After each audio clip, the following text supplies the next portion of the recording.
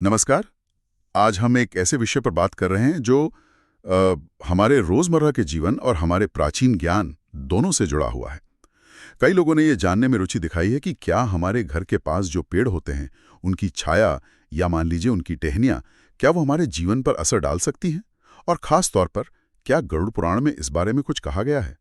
तो चलिए आज इसी प्राचीन मार्गदर्शन को थोड़ा समझने की कोशिश करते हैं। तो सवाल सीधा सा है, क्या गरुड़ पुराण यह मानता है कि घर पर पेड़ की छाया पड़ना ठीक नहीं है?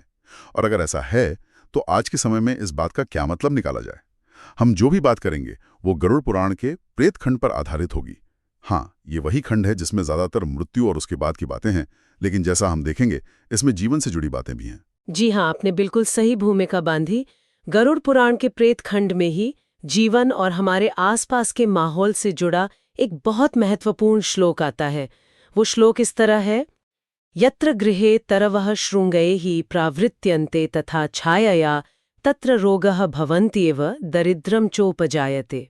इसका अगर सरल भाषा में मतलब समझें तो यह है कि जिस घर को पेड़ की नुकीली शाखाएं या उसकी घनी छाया ढक लेती है, मतलब सीधे घर के ऊपर आ जाती है, तो वहां उस घर में रोग और दरिद्रता आने लगती है।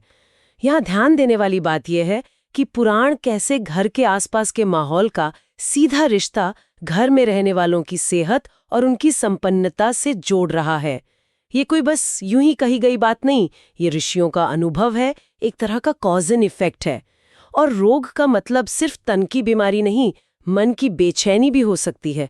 और दरिद्रता भी सिर्फ पैसे की कमी नहीं, शायद मौकों की कमी, जीवन में एक ठहराव सा आ जाना, ये भी हो सकता है। ये सुनकर थोड़ा कह सकते हैं अजीब लगता है, क्योंकि हमारे यहाँ तो पेड़ों को बहुत ऊंचा दर्जा दिया गया है। हम नीम, पीपल, बरगद इनको तो पूजते हैं, देवता मानते हैं। तो क्या पुराण ये कह रहे हैं कि इन पवित्र पेड़ों की छाया भी घर पे नहीं पड़नी चाहिए? ये बात थोड़ी सी उलझन वाली लगती है। कहीं हम श्लोक का मतलब गलत तो नहीं समझ रहे? नहीं नहीं, आपका सवाल बिल्कुल जायज़ है और ये बहुत ज़रूरी भी है समझना। देखिए, पुराण इन पेड़ों की पवित्रता का पूरा सम्मान करते हैं।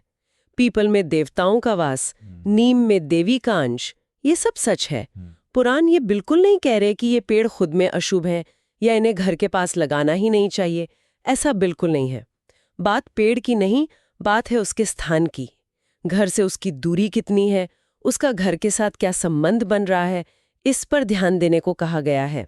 गरुड़ पुराण साफ कहता है, चाहे कितना भी पवित्र पेड़ क्यों न हो, उसकी टहनियां या उसकी छाया सीधे घर की छत पर या दीवारों पर या आंगन में नहीं आनी चाहिए, उसको ढकना नहीं चाहिए। इसका एक गहरा कारण है जो ऋषियों ने अनुभव किया। हर जगह की अपनी एक ऊर्जा होती है ना? हाँ बिल्कुल। घर जहां हम रहते हैं, उसकी ऊर्जा का संतुलन बहुत जरूरी है।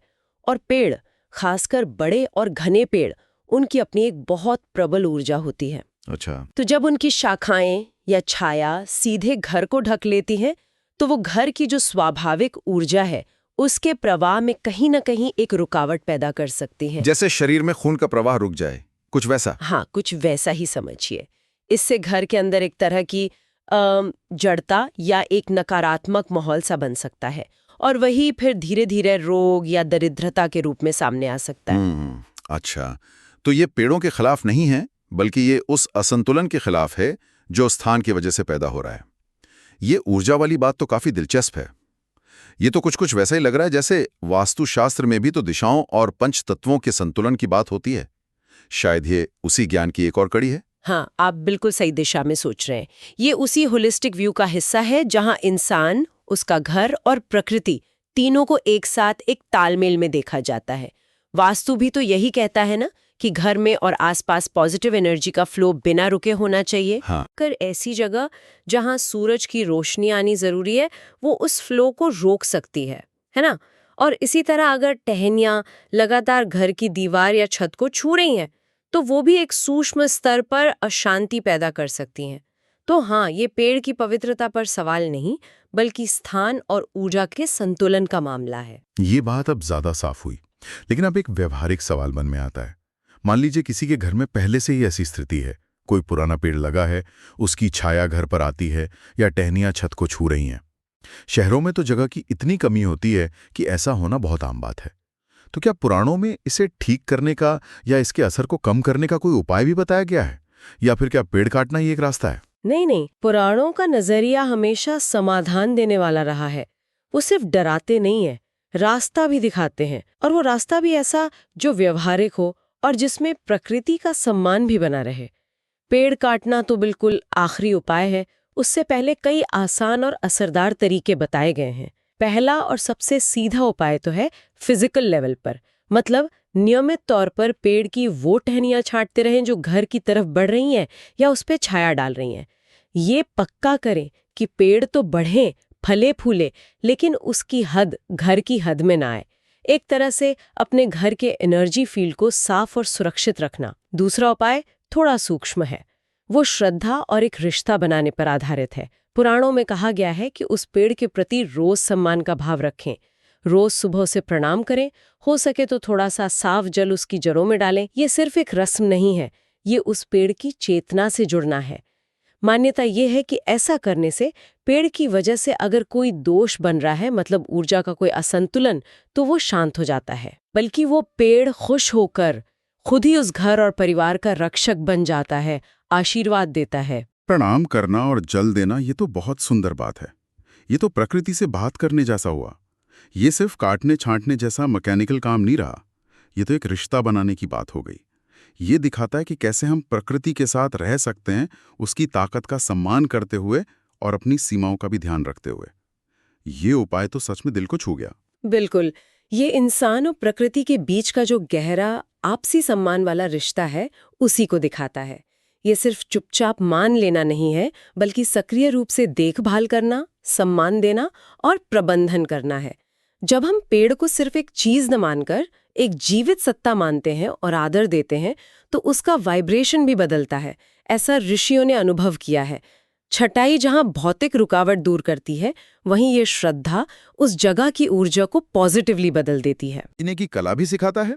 यह हमें बता रहा है कि कैसे अपने आसपास के माहौल के प्रति सजग रहें, कैसे प्रकृति से तालमेल बिठाएं, ताकि हमारी जिंदगी बाहर से भी और अंदर से भी स्वस्थ और समृद्ध हो।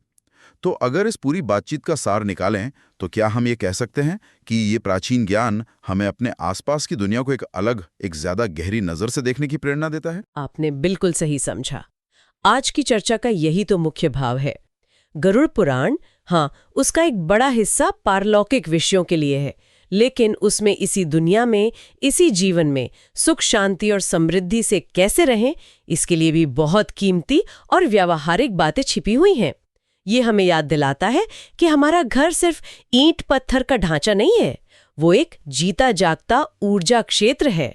और हमारे आसपास का प्राकृतिक माहौल, खासकर पेड़ पौधे, इस ऊर्जा क्षेत्र पर गहरा असर डालते हैं। ये सिर्फ कोई मान्यता नहीं, ये प्रकृति के सूक्ष्म नियमों का गहरा अवलोकन है जो ऋषियों ने हमें दिया है। और जैसा हमने समझा, इस असर को अच्छा बनाए रखने के उपाय भी कितने सुंदर और संतुलित हैं। पेड़ को दुश्मन नहीं मानना, बल्कि उसकी सीमाओं का ध्यान रखते हुए उसकी देखभाल करना, जैसे टहनियां काटना, और साथ ही उसके प्रति श्रद्धा और आभार का भाव रखना, प्रणाम करना, जल देना। ये व्यावहारिकता और आध्यात्मिकता का कितना अद्भुत मेल है। ये सिखाता है कि विकास और प्रकृति का सम्मान कैसे साथ साथ चल सकता है। से न देखें, बल्कि उसे ऊर्जा, स्पंदन और सूक्ष्म प्रभावों के उस प्राचीन नजरिए से भी महसूस करने की कोशिश करें जो हमारे पूर्वजों ने अनुभव किया था। और ये हमें एक गहरा सवाल सोचने पर मजबूर करता है कि क्या हमारे घर के आसपास की दूसरी चीजें, कोई बनावट या दिशाएं, क्या उनमें भी इसी तरह के गहरे अर्थ छुपे हो सकते हैं? क्या हमारे माहौल के वो तत्व भी, जिन्हें हम अक्सर नजरअंदाज कर देते हैं, हमारे जीवन की अनुभूति और उसकी दिशा पर इसी तरह धीरे धीरे असर डाल रहे होंगे? ये सोचना शायद हमें अपने होने और अपने आसपास की दुनिया से ज्यादा गहराई से जुड़ने का रास्ता दिखाए, और हो सकता है शायद यहीं से जीवन को एक नई दिशा में